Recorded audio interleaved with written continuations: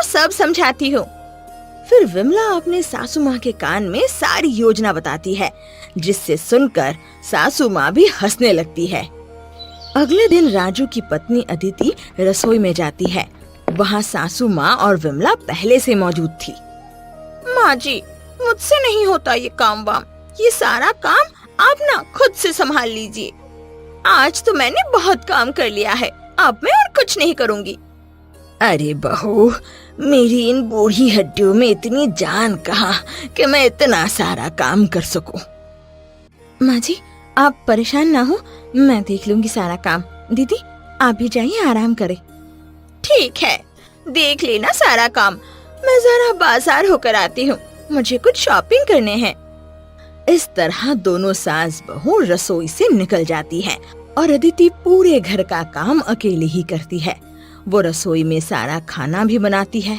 विमला बाजार से पेट में दर्द करने वाली दवा लेकर आती है और चुपके से अदिति के बनाए खाने में डाल देती है। शाम को जैसे ही सब खाने पर बैठते हैं तो विमला कहती है, अदिति, तुमने खाने में क्या मिलाया था वो बता दो। दीदी, मैं क्यों कुछ मिलाऊंगी, मैंने तो बस खाना बनाया है और इसमें कुछ भी नहीं मिलाया है मैंने।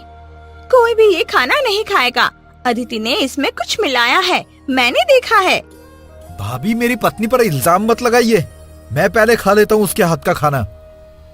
ऐसा कहकर राजू थोड़ा खाना खाता है और थोड़ी ही देर में उसके पेट में दर्द शुरू हो जाता है। सभी घरवाले अदिति को बहुत बुरा भला कहते हैं। तभी विमला तुरंत से पेट दर्द को खत्म करने वाली दवा अपनी सास को देती है और सास जल्दी से वो दवा राजू को पिला देती है और राजू उसे खाकर अच्छा महसूस करता है। तुमने ये अच्छा नहीं किया दीदी, अगर तुम्हें मेरे घरवाले पसंद नहीं तो मुझ पर गुस्सा निकाल सकती हो, मैं कुछ नहीं कहूँगा, परंतु मेरे परिवार के साथ कुछ गलत मत करना। ऐसा कहकर राजू वहाँ से चला जाता है और अदिति बहुत रोती है, पर उसकी बात का विश्वास कोई नहीं करता। अब सभी घरवाले, यहाँ तक कि राजू भी अदिति से अच्छा व्यवहार नहीं करता था। अदिति सारा दिन घर का काम, रसोई का काम सभी संभालती थी और सासू माँ और विमला दोनों सारा दिन आराम करती थी।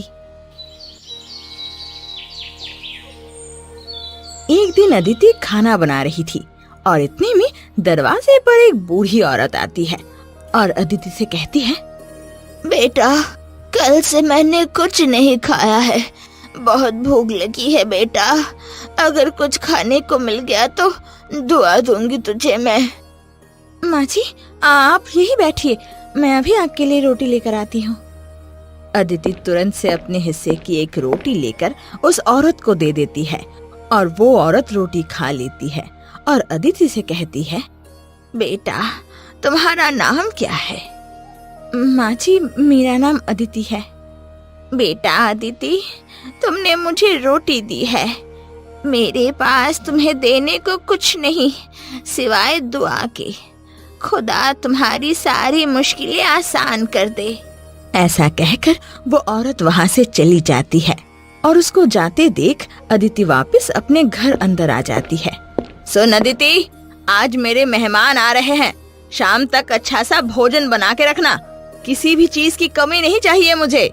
माँ जी, इतने कम समय में मैं इतना सारा खाना कैसे बना पाऊंगी, वो भी अकेले? मुझे कुछ नहीं पता, पकवान तुम ही बनाओगी, नहीं तो चली जाओ हमारे घर से। अपनी सास की नफरत से अब अदिति भी अनजान नहीं थी, वो अब सब कुछ समझने लगी थी। इसलिए बिना कुछ कहे वो तुरंत से रसोई में जाती है और खाना बनाने का सोचती है। वो जैसे ही बर्तन में देखती है तो सभी बर्तनों में गर्मा गर्म खाने बनके तैयार हो चुके थे।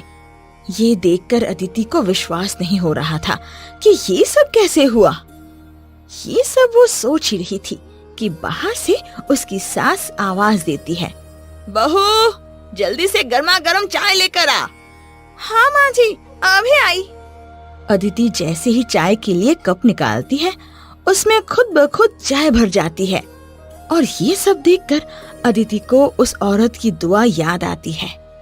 ये सब जरूर उस माँ जी के कारण ही हो रहा होगा, जरूर वो कोई साधारण औरत नहीं थी। अदिति तुरंत से चाय और पकवान लेकर अपनी सास के पास जाती है। सास बहुत हैरान हो जाती है जब वो देखती है कि अदिति से ये सारे पकवान इतनी जल्दी कैसे बन गए। अरे सुन, इतनी जल्दी से इतने सारे पकवान कैसे बना लिए तूने? और चाय तो जैसे 1 मिनट में बना ली हो। क्या माजरा है? माँ जी, मैंने तो बस जल्दी में बनाया है, ऐसी कोई बात नहीं है। अदिति अपनी सासू माँ से इससे ज्यादा कुछ कहती, इससे पहले ही मेहमान आ जाते हैं और मेहमानों के आते ही सास भी बिजी हो जाती है। अदिति चुपचाप वापस अपने कमरे में चली जाती है। रात होते ही सास विमला के साथ बैठी बातें कर रही थी। देखा तूने, ये कितनी तेज है। माँ जी, इतनी जल्दी भला इसने इतने सारे खाने कैसे बनाए होंगे? जरूर ये हमसे कुछ छुपा रही है। सही कहा बहू, हमें इस पे नजर रखनी होगी। फिर सास और विमला मिलकर अदिति पे नजर रखना शुरू करते हैं।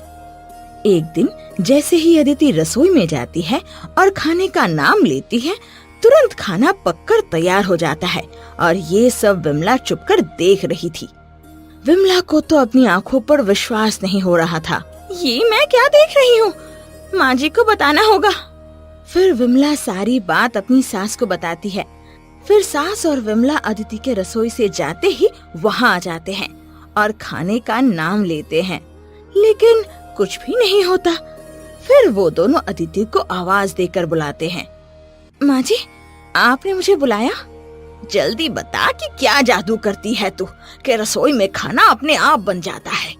माँ, मैंने कोई जादू नहीं किया, ऐसा खुद ही हो रहा है और इसका कारण मुझे खुद भी नहीं पता। अच्छा ठीक है, मेरा मन अभी खीर खाने को कर रहा है, तो तू उसे खीर बनाने को बोल।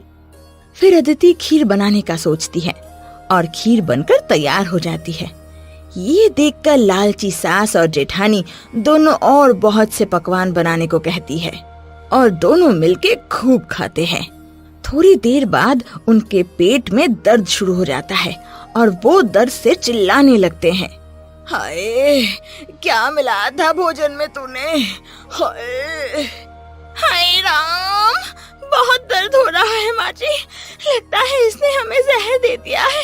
हाँ, कितना दर्द हो रहा है। अरे सबको बुलाओ जल्दी। फिर अदिति तुरंत सबको बुलाती है कि इतने में एक आवाज रसोई से आती है। तुम दोनों बहुत दुष्ट हो, तुमने मिलकर इस मासूम अदिति को बहुत तंग किया है। अब ये तुम्हारी सजा है जो तुम्हें आज मिल रही है। अगर तुमने सबको सच नहीं बताया तो ये दर्द नहीं जाएगी, किसी दवा से भी नहीं। हाँ, आप कौन हो? जो भी है, हाँ, हमें माफ कर दीजिए और ये दर्द को दूर कर दीजिए। प्लीज दया कीजिए हम पे। ऐसा कुछ नहीं होने वाला, सच बताओ तो दर्द अपने आप चला जाएगा। मेरी कोई गलती नहीं है, ये सब इसका किया धरा है, इसने किया है सब कुछ। माँ जी, आप तो झूठ ना बोले, हम दोनों ने मिलकर अदिति को फंसाया था। सबकी नजरों में गिराने के लिए हमने ये काम किया था, अदिति का कोई दोष नहीं था। ये सब सुनकर अदिति का पति और सब शर्मिंदा हो जाते हैं। सासू माँ और विमला भी ठीक हो जाती है।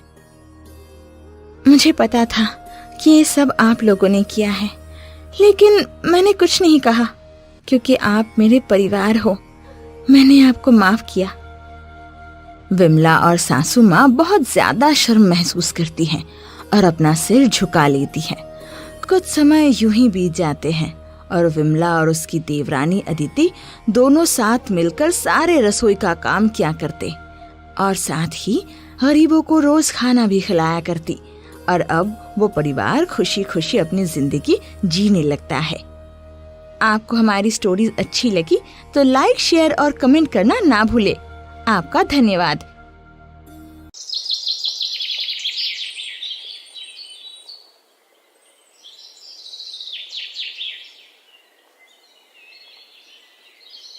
नगरपुर गांव में रमेश और मुकेश दोनों भाई साथ मिलकर मेहनत से खेती करते थे। एक दिन, सुनो, आज हम फसल भी बीज लगाने जा रहे हैं। उम्मीद है इस बार फसल अच्छा हो। अजी फसल अच्छी भी हो जाए तो क्या फायदा, आप